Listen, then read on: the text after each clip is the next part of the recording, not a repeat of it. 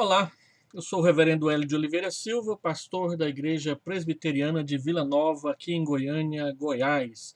Você é muito bem-vindo ao nosso canal IP de Vila Nova. Hoje estamos apresentando mais um estudo bíblico da série Métodos de Estudo Bíblico. E eu quero então convidar você a participar conosco. Se você não é inscrito no canal, inscreva-se. Ajude-nos a chegar a 1000 inscritos em nosso canal. É o nosso objetivo para esse ano. E se desejar nos visitar, será muito bem-vindo em nome do Senhor Jesus. Então, vamos lá. Vamos conversar um pouco sobre métodos de estudo bíblico. Vamos, tendo em vista os conceitos básicos sobre os métodos de estudo bíblico, que nós já apresentamos nos 6 estudos anteriores, a partir dessa lição, nós passaremos a aplicar os princípios a textos bíblicos de forma um pouco mais detalhada, para que você possa perceber como funciona. Nosso objetivo é oferecer modelos práticos de estudos bíblicos, a fim de que cada irmão, cada irmã possa por si só examinar e encontrar os ensinamentos de cada texto em suas meditações pessoais, nos seus estudos particulares das Escrituras, nos seus estudos preparativos para ministrar aulas de escola dominical, a condução de pequenos grupos, de grupos familiares, ou até mesmo a pregação em um culto ou em uma programação maior da sua igreja. Nosso desejo é para que você possa, dessa forma, crescer desimpedidamente na graça de Cristo e no conhecimento de Deus, conforme Pedro nos exorta a fazer em 2 Pedro, capítulo 3, versículo 18, antes crescei na graça e no conhecimento de nosso Senhor e Salvador Jesus Cristo. Vamos orar? Deus, nós queremos pedir ao Senhor a tua bênção, o teu ensinamento para o estudo dessa noite, rogando que o Senhor nos visite e nos acompanhe durante todo o tempo. Abençoe quem já entrou na nossa sala, abençoe aqueles que entrarão logo mais e abençoe aqueles que assistirão depois em outra oportunidade. Pedimos que o teu Espírito Santo nos ilumine em nome de Jesus. Amém. Então é isso aí. A análise de um versículo bíblico é o estudo de um só versículo ou de um pequeno grupo de versículos da Bíblia com referência ao seu contexto imediato. Utilize-o no seu plano anual de leitura da Bíblia. Faça o seguinte: tome uma folha de papel para as suas anotações. Procure memorizar o versículo a que você vai analisar ou um pequeno parágrafo, uma pequena parte da leitura bíblica que você está fazendo. Você lê 3 capítulos por dia, 4 capítulos por dia. Deste grupo maior de leitura bíblica, separe um dos parágrafos para você meditar um pouco mais, pensar um pouco mais, fazer algumas pesquisas bíblicas, estudar e olhar o texto com um pouco mais de atenção nessa manhã, ou nessa tarde, ou nessa noite, e dependendo de qual é o melhor horário que você usa para as suas meditações particulares da Escritura. Também utilize as ferramentas do estudo indutivo que nós estamos passando para você no decorrer desses últimos estudos da quarta-feira. Lembrando que o estudo indutivo ele é composto de 4 partes: a observação, a interpretação, a correlação e a aplicação. A observação diz respeito a você levantar perguntas para o texto bíblico e obter dele as respostas que ele tem guardado na sua estrutura. O que, quando, como, onde, quem, para quê, por quê, são perguntas que nós chamamos de perguntas dialógicas. Elas nos ajudam a estabelecer um diálogo com o texto bíblico, a fim de que ele se faça, a fim de que ele fique mais fácil de ser compreendido por nós. Depois vem a interpretação, que são 3 perguntas básicas a respeito do propósito do autor bíblico ao colocar aquele texto no lugar onde ele está, ao fluxo da passagem, da onde a mensagem vem, para onde ela vai e qual é o seu centro aqui no texto que eu estou lendo, e qual é a palavra-chave, qual é a mensagem-chave dessa passagem. A correlação diz respeito a que relações esse texto, esse capítulo, esse versículo que eu estou meditando com mais profundidade, analisando, ele tem a ver com outros textos da Escritura. E a aplicação é levantar aquela pergunta: como isso funciona?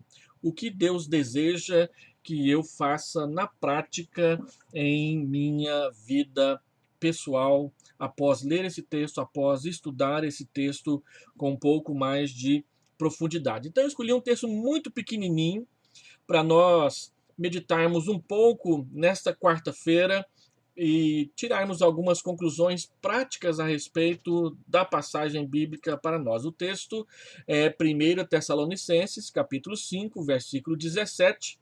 Se você abrir a sua Bíblia lá, vamos lá. Deixa eu abrir a minha aqui. 1 Tessalonicenses, capítulo 5, versículo 17. Orai sem cessar. Esse é um texto imenso, não é? Orai sem cessar. Então vamos olhar um pouco mais de perto esse pequeno versículo de apenas 3 palavras na Escritura e depois nós vamos aumentando o tamanho dos textos para que nós possamos ir aprendendo aos poucos. Então, olhe qual é o limite da passagem. Até onde esse texto vai? Do que ele trata? Se você olhar o versículo anterior, regozijai-vos sempre. Se você olhar o versículo posterior, em tudo dai graças, porque essa é a vontade de Deus em Cristo Jesus para conosco. Quando nós falamos sobre contexto, há um tempo atrás, eu mostrei uma espiral, mas eu mostrei ela olhando de cima para baixo, parecia uma melancia. Hoje eu quero mostrar de um ângulo diferente. Então você tem na base o texto que você está meditando, estudando, e vai caminhando para o seu contexto, o contexto imediato, aos versículos que estão logo a seguir, e vai abrindo para o capítulo todo, o livro todo, o autor da Bíblia que escreveu esse texto, no caso de Tessalonicenses, Paulo, depois a Bíblia toda. Você pode também pesquisar o contexto cultural, o contexto histórico, para que você possa entender um pouco melhor a mensagem. Se você olha para esse texto abrindo o foco um pouquinho mais, voltando lá no texto bíblico, observe que o texto vem tratando de alguns mandamentos já há algum tempo. Observe: regozijai-vos sempre, orai sem cessar, dai graças. Mas se você olha aqui no versículo 19, ainda tem mandamentos: não apagueis o espírito. No versículo 20, não desprezeis profecias. No versículo 21, julgai todas as coisas. No versículo 22, abstende-vos de toda forma do mal. Se você volta um pouco mais, vai perceber que os imperativos continuam presentes. Olha o verso de número 15: evitai que alguém retribua mal por mal. E lá no versículo 13, vivei em paz uns com os outros. Então, o parágrafo todo desse pequeno versículo 17, ele começa lá no versículo 12 e termina no versículo 22, com várias admoestações e mandamentos a respeito do comportamento dos irmãos dentro de uma igreja. Se você focaliza esse que nós observamos, os 3 versículos 16, 17 e 18, eles dão mandamentos positivos: regozijai-vos, orai, dai graças. Os 3 versículos seguintes dão mandamentos negativos: não apagueis, não desprezeis, e então julgai todas as coisas, abstende-vos de toda forma do mal. Isso que nós estamos fazendo aqui é aquela primeira parte do estudo indutivo que nós chamamos de observação. Então você começa do seu texto e vai abrindo cada vez mais em espiral para que o contexto imediato, o mais próximo, anterior e posterior, fique mais claro para que você possa perceber. Então, o contexto imediato são os versos anteriores e os que vêm logo a seguir. O contexto imediato pode ser breve ou ele pode ser mais longo. Como nós vimos, versículo 16, regozijai-vos sempre. Versículo 18, em tudo dai graças, porque esta é a vontade de Deus para convosco. Agora vamos olhar um pouco mais de perto, perdão, essas três afirmações de Paulo, já quase no encerramento de 1 Tessalonicenses. Vamos fazer algumas observações. Olhe comigo. Há três ordens: regozijai-vos, orai, dai graças. As três ordens, elas têm o que nós chamamos de complemento. Você deve regozijar-se sempre, você deve orar sem cessar e você deve dar graças em tudo. Os complementos, eles são sinônimos entre si. Observe. Regozijai-vos sempre. Regozijai-vos sem cessar. Regozijai-vos em tudo. Orai sempre. Orai sem cessar. Orai em tudo. Observe que os três versos eles estão muito interligados um com o outro. E observe então que a última afirmação do versículo de número 17 é uma conclusão, uma explicação de por que você deve regozijar-se, por que você deve orar e por que você deve dar graças. Porque esta é a vontade de Deus para conosco, para convosco em Cristo. Regozijar-se sempre, orar sem cessar e em tudo ser grato é vontade de Deus para as nossas vidas. Você não isola o versículo 16 do versículo 17, o versículo 16, 17 e 18. Os três devem ser entendidos sempre juntos. A oração está relacionada ao regozijo e a oração está relacionada à gratidão e vice-versa. O regozijo está relacionado à oração e também está relacionado à gratidão. Observe mais. Os complementos, eles expressam sentido de continuidade e completude. Regozijai-vos sempre, ou seja, continuamente. Orai sem cessar, ou seja, continuamente. E dai graças em tudo. Se você for relacionar com sem cessar e sempre, em tudo tem o sentido de em todos os tempos, em todo momento, ou em qualquer momento, ou a qualquer momento. Em tudo tem a ver com essa continuidade e tem a ver com essa completude em tudo, em todas as coisas, em todos os momentos, por todas as ocasiões. Seja grato a Deus, porque esta é a vontade dele para conosco, ou convosco, ou para com a gente. Observe mais. Orar sem cessar é orar o tempo todo ou fala de uma atitude frente à oração? Quando Paulo está dizendo que nós devemos orar sem cessar, ele está dizendo que nós devemos passar as 24 horas do dia ajoelhados em um canto da casa, ou em cima de um monte, ou no templo da igreja, orando sem parar um segundo, ou ele está falando que orar sem cessar deve ser orar continuamente, sempre separar tempo para oração, dar prioridade à oração ou manter uma atitude de oração em todos os momentos do passar das horas do nosso dia. Observe mais um pouquinho. Como que eu pratico gratidão? Porque ele diz que nós devemos ser gratos em tudo, né? Regozijai-vos sempre, orai sem cessar, em tudo dai graças. Orar é mandamento, ser grato é mandamento, alegrar-se, regozijar-se também é mandamento de Deus para nós. Como que eu pratico gratidão? Como que eu mantenho um padrão de regozijo, de alegria contínuo na minha vida, uma vez que eu enfrento tantas adversidades, tribulações estão constantemente batendo à minha porta e há muitos adversários e obstáculos para o meu crescimento espiritual. Então, o que Paulo está nos mostrando aqui tem a ver com uma atitude diante dos desafios. ao atravessar tribulações, manter um espírito alegre, positivo, ativo, e não se deixar abater por todas as coisas que batem à nossa porta.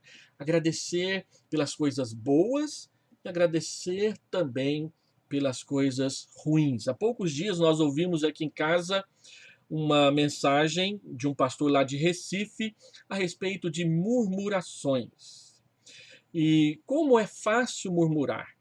É fácil murmurar quando o dia está quente e você diz, que calor, e você está dizendo isso não simplesmente para falar que está fazendo calor, mas porque você está achando desconfortável o calor e começa a murmurar, que coisa chata, que clima ruim, essa pandemia, e a gente murmura e a gente reclama e a gente toma uma atitude negativa constantemente a respeito de tantas coisas que acontecem, enquanto que Deus está dizendo em tudo, em todos os momentos, por todas as coisas, sejam agradecidos a Deus. Por quê? Porque isso que nós estamos atravessando é a vontade de Deus para convosco.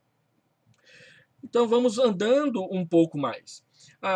Essas colocações que eu fiz aqui são todas baseadas em perguntas que a gente faz ao texto. Por exemplo, quantos mandamentos estão sendo ditos aqui? Qual é a qualidade da minha oração? O que deve qualificar a minha oração? Ela deve ser incessante. O que deve qualificar o meu regozijo? Ele deve ser sempre. O que deve qualificar a minha gratidão? Ela deve ser por todas as coisas, em todos os momentos, ela deve ser em tudo. Então você faz anotações de observações e aplicações e interpretações que você vai encontrando ao ler o texto com um pouco mais de atenção. Faça uma paráfrase. Lembra-se que paráfrase é dizer o texto com as suas palavras. O autor do livro que eu estou usando, ele diz assim: nunca pare de regozijar-se, nunca pare de orar, nunca pare de dar graças. Essa é a vontade de Deus para você. Eu parafrasearia, eu traduziria livremente o texto assim: alegre-se continuamente, ore continuamente, dê graças continuamente. Esta é a vontade de Deus para você.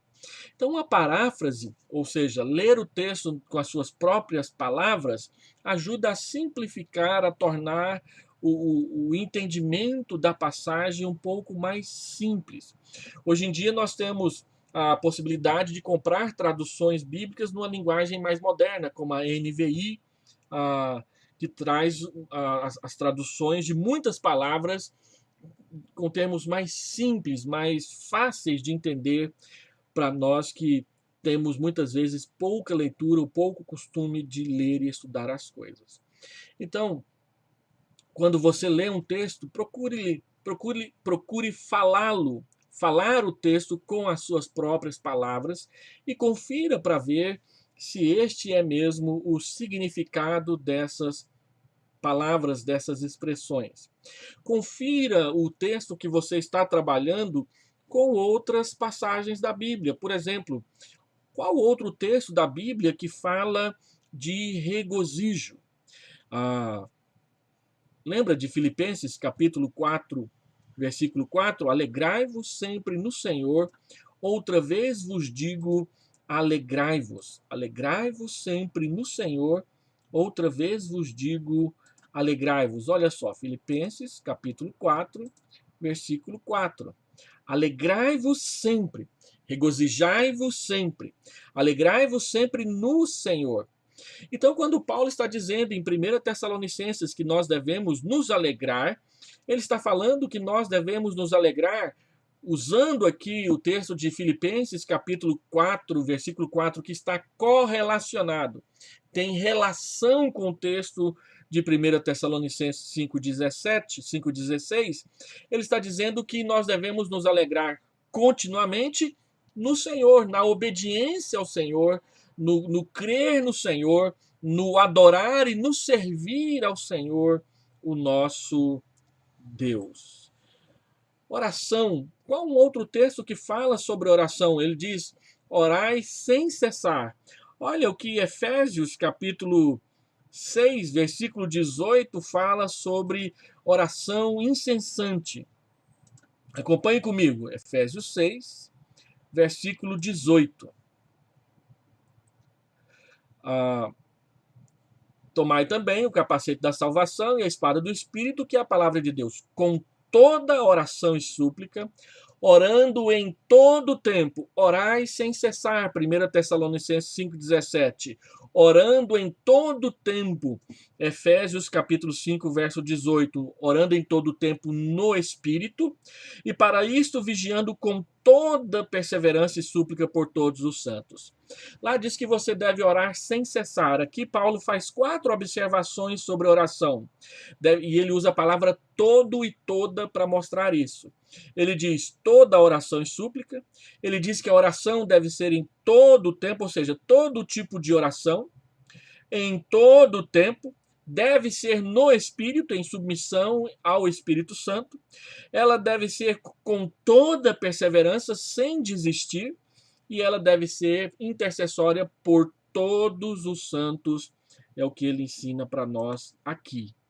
Então você correlaciona o mandamento de orar sem cessar de 1 Tessalonicenses 5,17 com os ensinamentos de Paulo sobre oração em Efésios capítulo 6, versículo 18.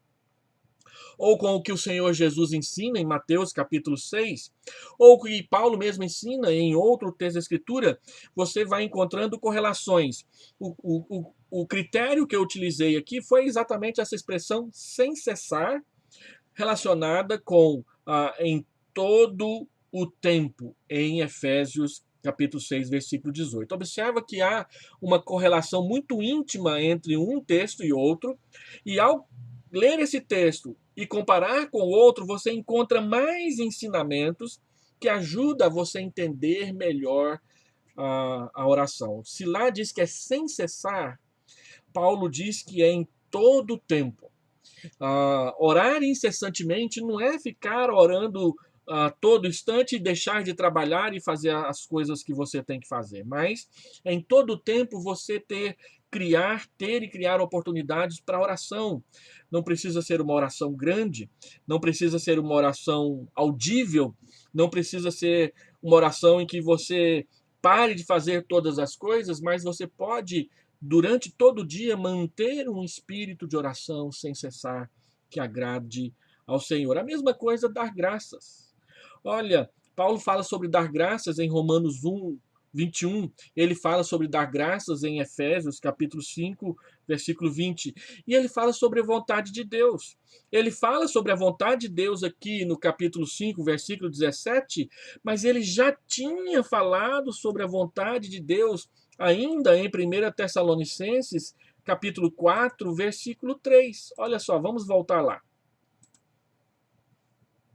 Pois esta é a vontade de Deus, a vossa santificação, que vos abstenhais da prostituição.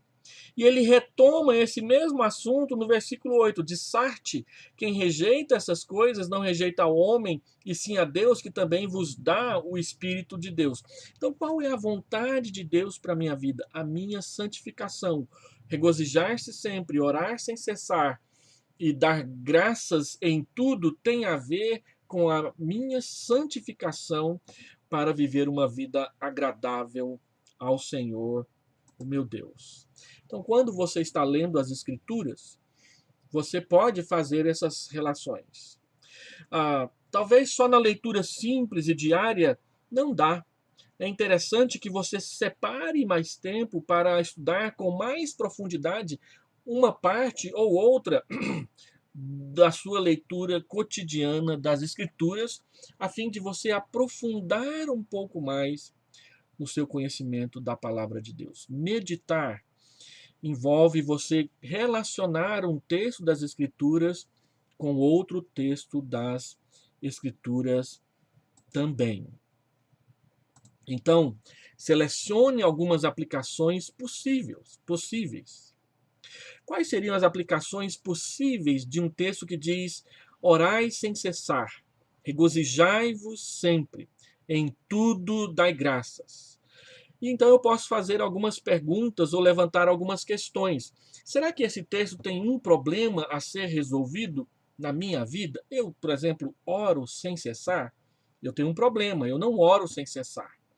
Então, qual seria uma forma ou uma fórmula de eu voltar a orar sem cessar, se eu já orava e depois parei, ou de começar a orar sem cessar a partir desse momento desse estudo bíblico? Um exemplo claro desse problema. Quais são os meus problemas com a oração? Ora, eu quase não oro, então eu tenho um problema que eu discerni, que eu separei, que eu descobri, e agora eu tenho um mandamento bíblico que diz respeito claramente a esse problema. O meu problema é que eu oro muito pouco. E a Bíblia diz que eu devo orar sem cessar. Então, que tipo de atitude eu devo tomar? É uma pergunta que eu levanto, para que eu possa orar mais e atingir um padrão de oração mais próximo ou que alcance o padrão bíblico de orar sem cessar. Qual solução razoável da aplicação desse versículo? Ora, então eu tomo a decisão de que, a partir de hoje, a partir desse momento, nas minhas leituras bíblicas, eu vou orar um pouco mais. Eu vou, sempre que eu ver no WhatsApp alguém pedindo uma oração, naquele momento, em vez de simplesmente colocar aquelas mãozinhas assim, eu vou fechar os meus olhos e naquele momento eu vou fazer uma oração em favor daquele pedido que foi feito. Eu fico muito preocupado quando a gente vê pedidos de oração lá nos grupos de WhatsApp e simplesmente a gente coloca a mãozinha assim, ou aquela pessoa agachadinha, mas eu orei. Eu fechei meus olhos, ou eu de olho aberto mesmo, eu fiz uma oração intercessória pedindo a Deus em favor dessa ou daquela pessoa. Só colocar o sinalzinho lá não é oração. Eu preciso orar sem cessar.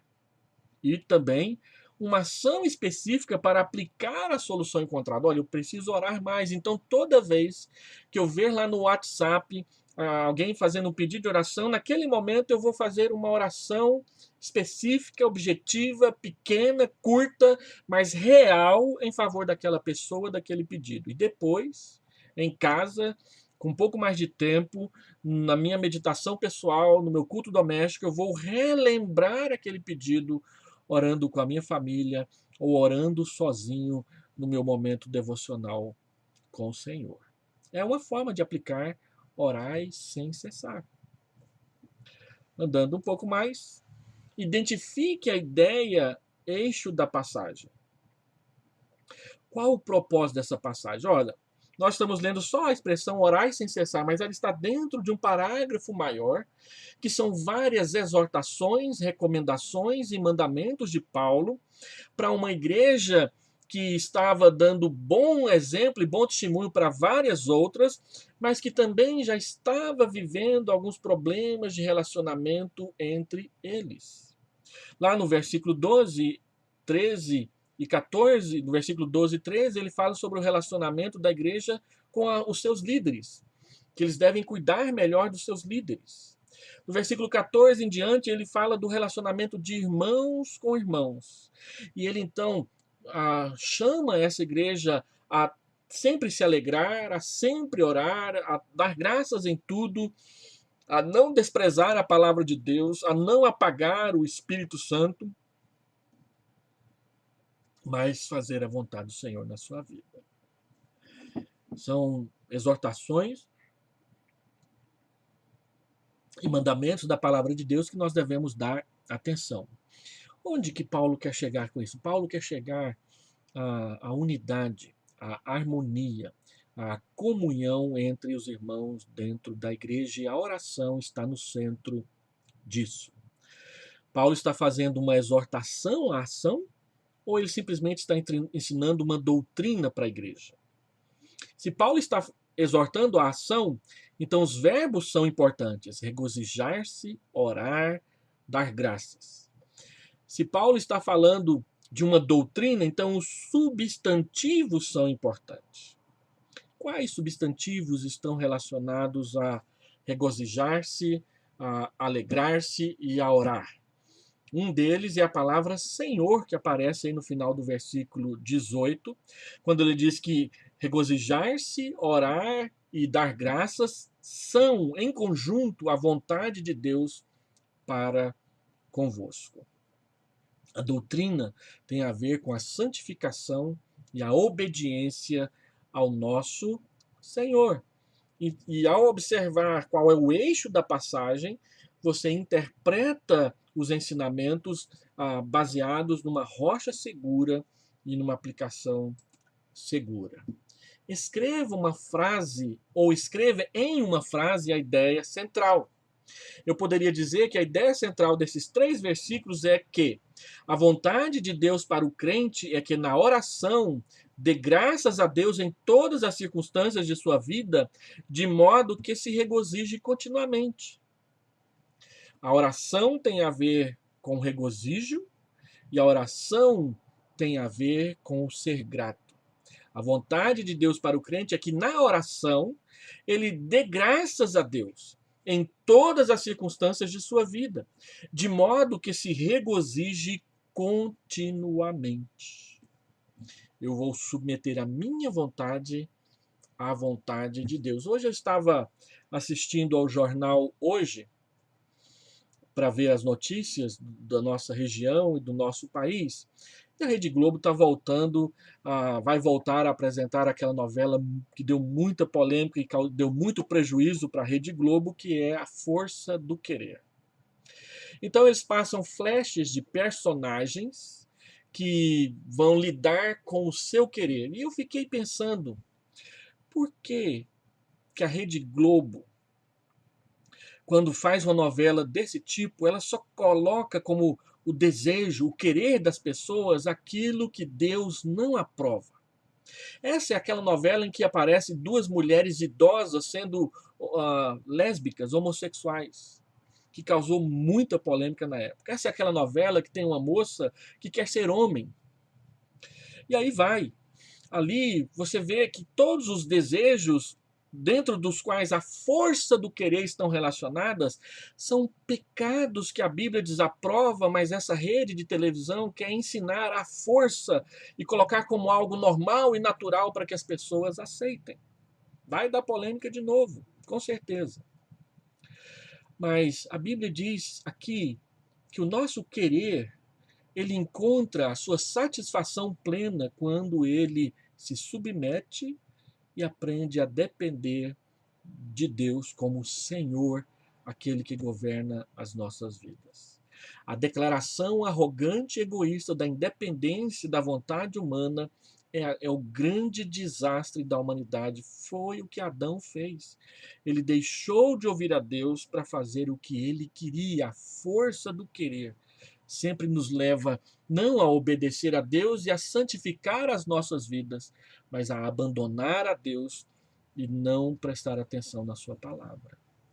Esta é a vontade de Deus para as nossas vidas, que nós nos alegremos sempre, que nós oremos continuamente e que nós aprendamos a agradecer por todas as coisas, porque nós sabemos que todas as coisas cooperam para o bem daqueles que amam a Deus. E andando mais um pouquinho, faça um gráfico se você tiver vontade. Falar em gráfico faz estremecer a alma de várias pessoas. Mas olha só, tanto que um gráfico ajuda a gente a visualizar a mensagem.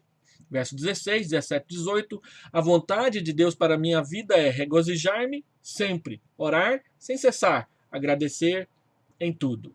Essa é a vontade de Deus para a minha vida. 3 versículos, de forma visual, simples, clara, objetiva e tão fácil de perceber. Então escolha um título para a sua passagem ou para o seu versículo. 1 Tessalonicenses capítulo 5, verso 16 a 18, eu poderia dizer que é um texto que fala que a vontade, trata da vontade de Deus em Cristo Jesus para mim. Qual é a vontade de Deus em Cristo Jesus para mim? Regozije-se sempre. Ore continuamente, sem cessar. Seja grato em tudo em Cristo Jesus para com o seu Deus. Vamos concluir? Então, Três questões relacionadas ao estudo bíblico. Nós lemos a Bíblia muito apressadamente. Nós gastamos muito pouco tempo com a meditação nas Escrituras e gastamos muito tempo com redes sociais. Se a gente gastasse 5 minutos, 15 minutos a mais com a leitura da Bíblia, a oração e o estudo da palavra, nós teríamos uma revolução nas nossas vidas espirituais. Está correndo na internet um vídeo que mostra o quanto que a simples leitura da palavra causa um crescimento exponencial na vida dos cristãos. Agora, imagine, se você liga essa leitura das Escrituras, a simples leitura das Escrituras, com 15 minutos a mais ou meia hora a mais, meditando, procurando aprofundar, fazendo anotações sobre o texto bíblico, a sua vida cristã vai mudar radicalmente, meu irmão, minha irmã. Então, 3 conselhos. Primeiro, separe tempo para estudar a Bíblia com mais profundidade. Leia um pouco mais. Leia com mais vagar, meditando, mastigando, ruminando as Escrituras Sagradas, meditando no tempo dos verbos, prestando atenção nos adjetivos, olhando com carinho as aplicações encontradas depois e por causa e através das conjunções. Veja as ligações das palavras. Veja os porquês e os uquês e os paraquês. Leia com um pouco mais de atenção. Leia com menos pressa. Ore a respeito. Ore a partir do que você leu. Peça que aquilo que você está lendo faça parte da sua vida. Você verá o quanto a Escritura vai fazer mais parte da sua memória. Segundo, lembre-se que a prática alimenta a intuição e facilita o esforço. Pastor, mas tudo isso que eu falou é tão complicado, leva tempo. Sim, nos primeiros momentos, nas primeiras oportunidades, para aprender a fazer, demora mais. Mas com o passar do tempo, isso vai virando automático, vai virando intuitivo, passa a fazer parte da nossa personalidade. Olhar com atenção passa a fazer parte do seu jeito de ler. E isso não quer dizer que você vai ficar a vida toda lendo mais devagar. Não, às vezes você vai bater o olhar e a coisa vai se abrir diante dos seus olhos. Depois de 30 anos ensinando, falando, lendo, escrevendo sobre a Bíblia, muitos textos simplesmente eles saltam diante dos olhos da gente. Mas você tem que começar. E você não pode desistir. Persevere. A prática alimenta a intuição e facilita o esforço. Terceiro, você verá como o crescimento aparecerá mais rápido do que esperava. Uma das maiores críticas que as pessoas fazem à exposição bíblica sequencial, quando nós pegamos um texto bíblico e vamos explicando parágrafo após parágrafo na Escritura, eles dizem que é monótono. Eles dizem que a gente fica preso a um tema só. E não é verdade. Você percebe com o passar do tempo, 2, 3, 4, 5 anos depois que você começou a ensinar a Bíblia sistematicamente a uma igreja, que o jeito dela ler a Bíblia, que o jeito dela prestar atenção no sermão, que o jeito dela tratar as Escrituras Sagradas muda radicalmente, consideravelmente. A primeira igreja que eu pastoreei, eu lembro que eles eram muito disciplinados. Então nós começamos a disciplinar a igreja para aprender a sentar e a ouvir o sermão. 6 meses depois a igreja já estava fazendo isso.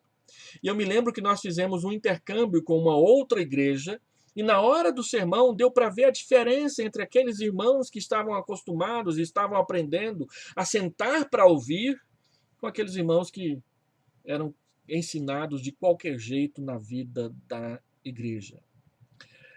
A gente aprende a colher mais quando a gente se dedica um pouco mais. E a colheita ela é pessoal. ela é particular, ela é individual.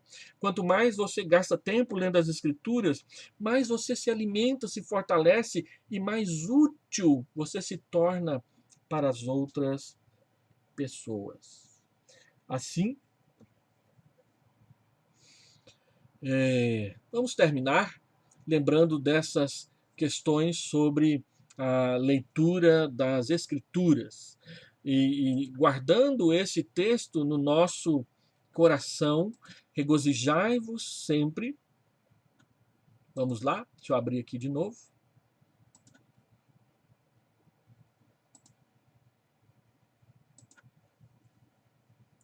Regozijai-vos sempre.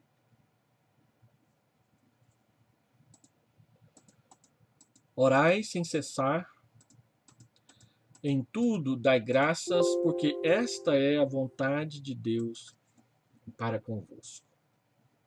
Vamos orar? Pai, eu quero pedir ao Senhor que aplique a tua palavra ao coração da nossa igreja e de todos aqueles irmãos que decidiram, por vontade própria, acessarem o nosso canal para assistir a esse estudo nessa noite. Aplique a tua palavra ao nosso coração.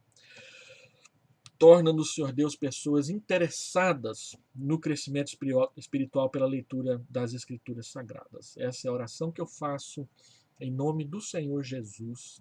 Amém. Querido irmão, querida irmã, estou vendo vários irmãos aqui presentes no nosso chat. Eu quero desejar boa noite, um bom restante de semana. A Thelma, a Edneia, Maria de Lourdes, o Adracir, a Júlia Moraes, a Cleisia, o Saulo, o seu Lenine, a irmã Irene. Que Deus abençoe todos vocês, aqueles que acessarão esse estudo mais tarde para assisti-lo com o tempo. Que Deus aplique a sua palavra e não deixe de chamar pessoas para vir estudar a palavra com a gente nas quartas-feiras.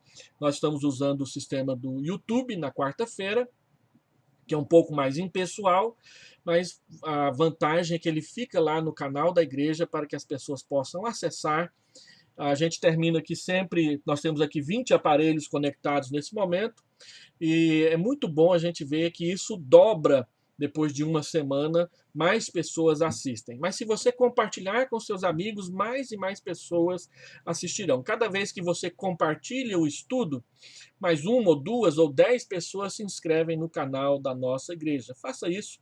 Se esse estudo foi bênção para você, compartilhe com seus amigos e divulgue o canal da Igreja Presbiteriana de Vila Nova. Deus te abençoe, te dê uma noite de paz. Até a próxima. Amém.